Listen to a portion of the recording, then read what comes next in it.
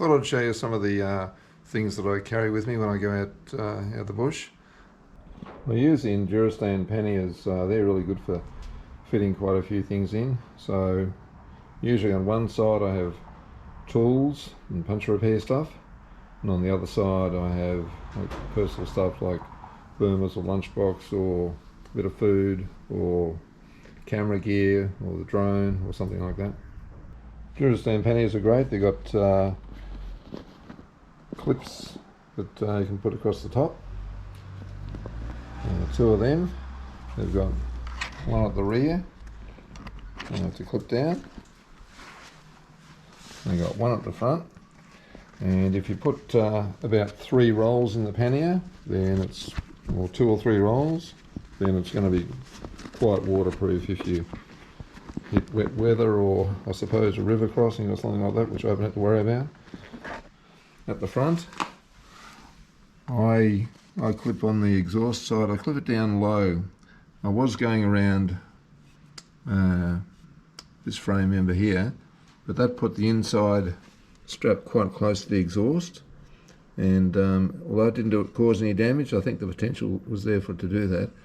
So I now go down below a bracket that holds the brake switch, so it just keeps the strap away from the exhaust, and then you can tighten it up. So the Enduristan pannier at the rear has clip each side. They're just basically a hook, like a plate hook, like that, and you hang it over the edge of the rack. So I hang one on that side, I hang the other on this side, like that, and with the weight forwards and down, they don't come loose, they just stay there. And of course they're adjustable, you can tighten or loosen them via a clip on each side. So they're really secure. On the other side, just goes around the frame like that. They don't need to be super tight. And yeah, you can fit a lot of gear in these things. If I'm planning on going for a big ride, I take a few extra litres of fuel. So this holds 6, I'll probably put 4 or 5 in. And I usually just sit it up on the back of the seat like that against the roll bag that's behind it. And it's got straps on each side. It's got lots of connection points, so you can strap it to something, or you can use like carabiners. You got multiple options for mounting this thing. If I'm going overnight, then I just take a roll bag like this Mosco bag, and in here, so there's enough space in there for me to fit a tent, a sleeping bag, mattress, pillow, maybe a bit of cooking gear, maybe a bit of food. So that just sits on the back behind the panniers, and there's still room on the seat where I can set this if I want. I also take a ground sheet to put under the tent. I used to put the ground sheet on top, wrapped up over this roll bag. And the whole thing is covered up with this strap that goes over the top, and strap it down each side, so that works quite well for me. I pretty much always take a spot, so it's got a GPS function, it's got a message sending functions, it's got an SOS function, it's got a vehicle recovery button, and it's got a few different messages you can send. So you can just send "I'm okay," you can allow tracking so that someone at home can track where you're going. You can send a secondary message, but they're pre-configured. You can press this hand one that says, you know, along the lines of the bike's broken down, and send a recovery. And all of these ones, they also send your GPS location. And there's an SOS function. If you press that, that goes straight to emergency services. these other functions can go to whoever you specify as a text message or an email message, and you can put a number of different people on those messages. But the SOS function goes straight to emergency services. I think down the track I might look at getting a Garmin InReach Mini or something similar, that where you can type what you want while you're out there. You can't do that with this. These are pre-configured. So anyway, that's for the future. In the past I've used a RAM mount to carry the phone. It's done a good job at holding the phone. It's never come loose, but I think it transmits a bit of vibration, especially on rough bush tracks. So I've swapped over the RAM mount for a quad lock. So here's a quad lock, and I've actually placed like a vibration damper thing on the quad lock as well, so that works pretty well. I've had a few rides with the quad lock now, and you can see the phone is a lot less shaken around, so I'm happy with that. As far as tools are concerned, I take a couple of tubes. I haven't had to use them, thankfully, but I always take a couple of tubes with me. I take some tie levers, and these two black ones are actually bead breakers. You can use them together to break the bead, and then there's a smaller tie lever here, so I just tape them up because it keeps them all together in one unit. I also take a long tie lever. Some ties can be really hard to put on with a short lever, so I take this long lever. It's I just cable tie it onto the frame, kind of along where the rear rack goes, protrudes a bit near the seat, and the soft panniers, the Enduristan pannier, just sits over the top of that. You wouldn't even know it was there.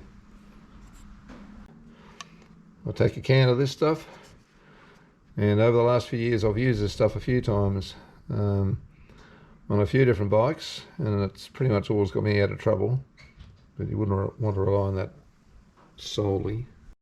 I'm going to take a small pump that runs off 12 volts from the connection on the bike, and I'll take a puncture repair kit with some glue and plugs and gas cylinders, and just a bike shop patch kit. Also take a dozen or so cable ties that can be handy if something comes loose. Also take a small toolkit in a Kathmandu little bag. There's a bunch of tools in this bag. I won't go through them all, but I've got some sockets and spanners. All I need to get wheels and tyres off, and maybe do a few minor repairs or adjust the suspension if I felt like doing that.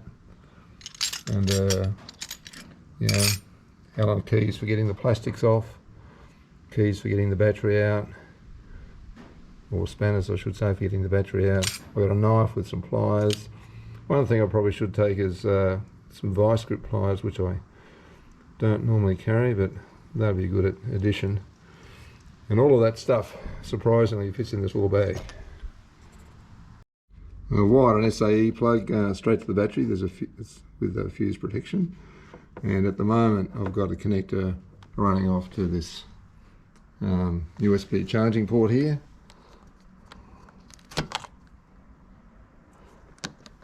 But if I want to, I can just unplug that and plug in anything else, like the pump for the bike, or a battery charger if it's sitting in the shed for a while. So that's a handy connector. I think one issue with the CRF300s and also the 250s, which I also own, is that the suspension is quite soft, especially the rear suspension. And I've done my 250 is very soft in the back, and when I sit on it and put stuff on it, it sags a lot. So up front I upgraded the 300 to rally raid suspension, so it's got different springs in the front and different damping mechanism, and also rally raid rear shock, which you can't see. And the rally raid rear shock has got a knob on the adjustment side. You've got to take this plastic off to get to it, unfortunately, but there's a knob there. You can just wind the knob to adjust the preload, which is really easy compared to messing around with a screwdriver and a hammer.